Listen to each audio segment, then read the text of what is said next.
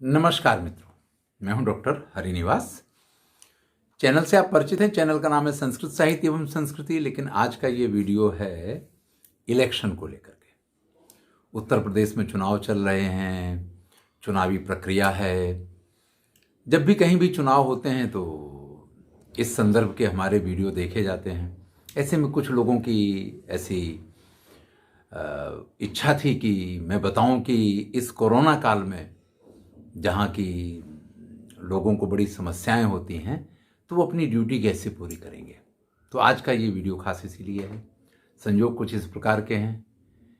पहले भी मैंने कहा कि मैं उत्तर प्रदेश का रहने वाला हूँ और इस समय एक विवाह के सिलसिले में उत्तर प्रदेश आया हुआ, तो जो हमारा पुराना सेटअप है वो भी आपको देखने को नहीं मिल रहा है।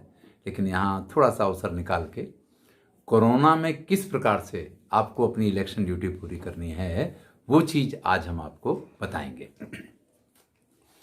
तो सबसे पहली बात तो ये है कि अगर इलेक्शन में आपकी ड्यूटी लगी है तो आप उससे बच नहीं सकते हैं। या मैं तो ये कहता हूँ कि हमें बचने की कोशिश भी नहीं करनी चाहिए, क्योंकि ये भी एक देश सेवा का कार्य है।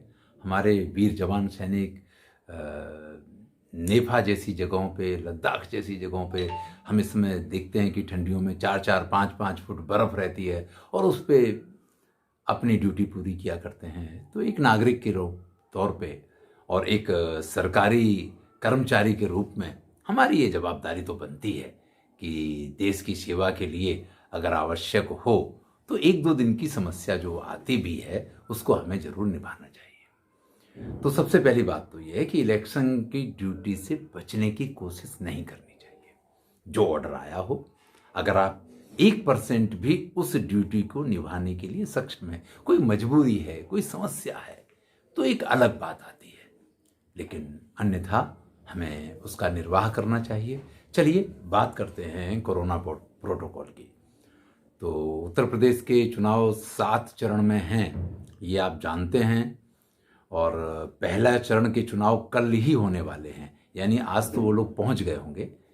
इसलिए आज ये वीडियो आपके पास लाना बड़ा ज़रूरी था। सबसे पहली बात ये है कि जो बूथ लेवल के अधिकारी होते हैं उनको ये काम सौंपा जाता है कि कुछ आशा वर्कर्स या कुछ भी इस प्रकार की व्यवस्था जो आपके जिलाधिकारी हैं या जो भी आपके आरओ हैं वो किया करते हैं कि जिससे जो भी व्यक्ति, देखिए बूथ होता है और 4-5 बूथ होते हैं, ऐसा एक सेंटर होता है। तो उस सेंटर का जो मुख्य द्वार होता है वहाँ पे उन जो भी व्यक्ति अंदर आए उसके हाथ सैनिटाइज करवाए जाएं। इस प्रकार की व्यवस्थाएं की जाती हैं।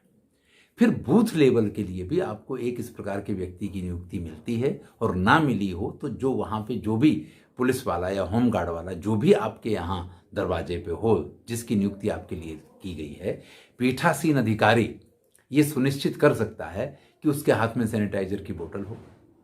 हमने जब गुजरात में इस प्रकार के चुनाव करवाए थे तो उस समय ये था कि हमने तो हैंड ग्लव्स भी प्रोवाइड करवाए थे। तो हो सकता है कि आपके यहाँ भी हैंड ग्लव्स वगैरह की इस प्रकार की व्यवस्थाएं हों। तो सुनिश्चित क्या करना है इस चीज़ पे ध्यान दीजिए और सारी बातें भूल जाइए। सबसे पहली बात कि रूम के अंदर आने से पहले भले उसका सैनिटाइजेशन वहाँ हो गया है मेन गेट पे, लेकिन आपके रूम के अंदर आने से पहले वो सैनिटाइज हो। उसका टेम्परेचर भी चेक हुआ करता है, लेकिन वो तो गेट पे होगा, आपके यहाँ होगा नहीं। टेम्परेचर बराबर है, सारी चीज़ें बराबर हैं। अगर कोई सर्दी खांसी वाला है तो थोड़ा सा आपको उसको ये कहना है कि मास्क प्रॉपर पहन के रखे। वैसे तो सभी को मास्क पहन के रखना है, खास करके आप लोग जो ड्यूटी में हैं उनको विशेष करके इस चीज़ का ख्याल रखना है कि वो मास्क पहन के रखें। और हाथ सैनिटाइज करके ही व्यक्ति अंदर आए। अगर उसने ग्लव्स पहने हुए हैं तो उन्हीं के साथ सारी चीज़ों को टच करे। अगर सिग्नेचर करनी है तो भी वो ग्लव्स ना उतारे, मशीन को टच करना है तो भी वो अपने ग्लव्स नहीं उतारे। ये बहुत ज़रूरी है और इस चीज़ की निगरानी पीठासीन अधिकारी को और सारे कार्यों के साथ ये भी करना चाहिए।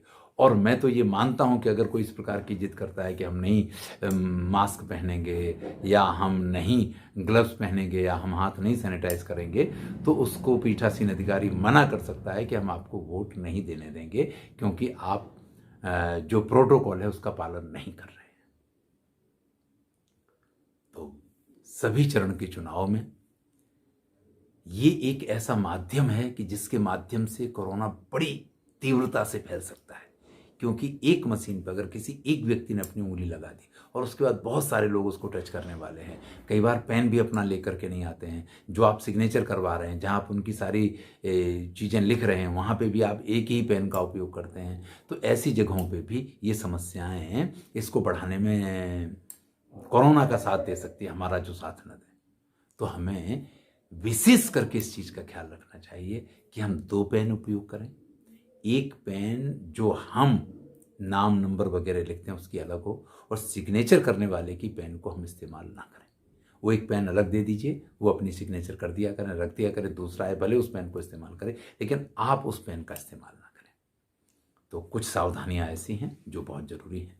फिर से मैं आपको 4 से 5 बातें बता रहा हूँ जिनका आप ख्याल रखिए, बाकी सारी बातें भूल जाइए। सबसे पहली बात यह है कि सेंटर पे इस चीज़ की व्यवस्था होगी कि वहाँ उनको सैनिटाइज किया जाएगा, उनका टेम्परेचर चेक किया जाएगा। फिर आपके बूथ में जब वो आएंगे तो सैनिटाइजेशन की बोतल आपको दी जाएगी सैनिटाइजर की, तो उससे आप सैनिटाइजेशन की व्यवस्था अपने बूथ लेवल पे भी करवाएंगे। वहाँ आपको हैंड ग्लव्स वगैरह भी दिए जाने चाहिए, और वो अगर दिए होंगे तो वो पहन के और मास्क पहन के ही व्यक्ति अंदर आए। जो आपके मतदान अधिकारी 1, 2, 3, 4 हैं, उनको इस चीज़ का ख्याल रखना चाहिए कि वो जितना कम लोगों के संपर्क में आए। यानी पेन अगर उपयोग करना है तो आप अलग अलग पेन का उपयोग कीजिए। अगर वो बोलते हैं तो आप थोड़ा डिस्टेंस के साथ इस तरीके से बैठिए कि उनकी श्वास आप तक ना पहुँचे। और विशेष करके जब आप उनको परमिशन देते हैं कि आप यहाँ सिग्नेचर कीजिए, यहाँ मशीन को यूज कीजिए, तो उस समय उन्होंने हैंड ग्लव्स पहने हों, इस चीज़ का वो ख्याल रखें। और अगर हैंड ग्लव्स नहीं पहने हैं तो हाथ सैनिटाइज करने के बाद कोई अपनी नाक को स्पर्श तो नहीं कर रहा है, इन थोड़ी चीज़ों का ख्याल रखना आवश्यक है।